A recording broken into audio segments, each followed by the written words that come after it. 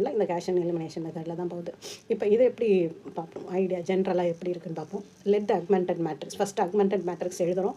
அப்புறம் ரிடக்ஷன் மெத்தடில் எக்லோன் ஃபார்ம் வரைக்கும். எக்லோன் ஃபார்ம்னா என்ன, இந்த மாதிரி இந்த எல் ஃபார்மில் இப்படி சால்வ் ஆச்சுன்னா இங்கே வந்து 0 0 0 இந்த ஃபார்மில் இருந்ததுன்னா நமக்கு ஈஸியாக இருக்கும். இங்கே எக்ஸ் ஒய் இசட் இருக்குது, இங்கே ஒய் இசட் இருக்கும், இங்கே வெறும் இசட்டோட வேல்யூ. அப்போ நமக்கு சால்வ் பண்ண ஈஸியாக இருக்கும். அதனால் இந்த 3ம் நமக்கு 0. ஒன்று இந்த 3 ஆர்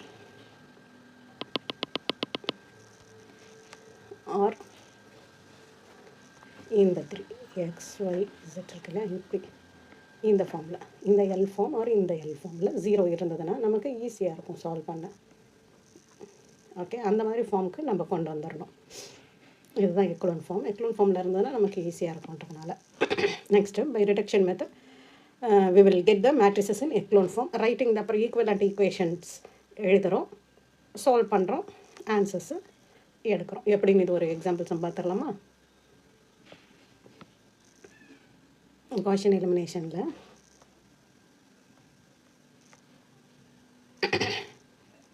ஓகே, இப்போ இதுதான் கொஸ்டின் கொடுத்துருக்காங்க.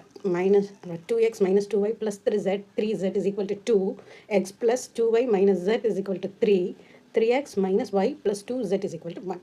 இதை ஃபஸ்ட்டு என்ன பண்ணணும்னு சொன்னேன், அக்மெண்டட் மேட்ரிக்ஸாக மாற்றணும். a பார் b போடுறோம். இப்போ 2 இது அப்படியே எழுதிடுறோம். எக்ஸ் ஒய் z ரிமூவ் பண்ணிவிட்டு இந்த நம்பர்ஸ் மட்டும் எழுதிடுறோம். 2 - 2 3 1 2 - 1 3 - 1 2 அண்ட் பார் போட்டுட்டு இந்த ஈக்குவல் டுக்கு இந்த சைடு இருக்கு இல்லையா கான்ஸ்டன்ஸை, அதை இந்த சைடு போட்டுட்டோம். 2 3 1.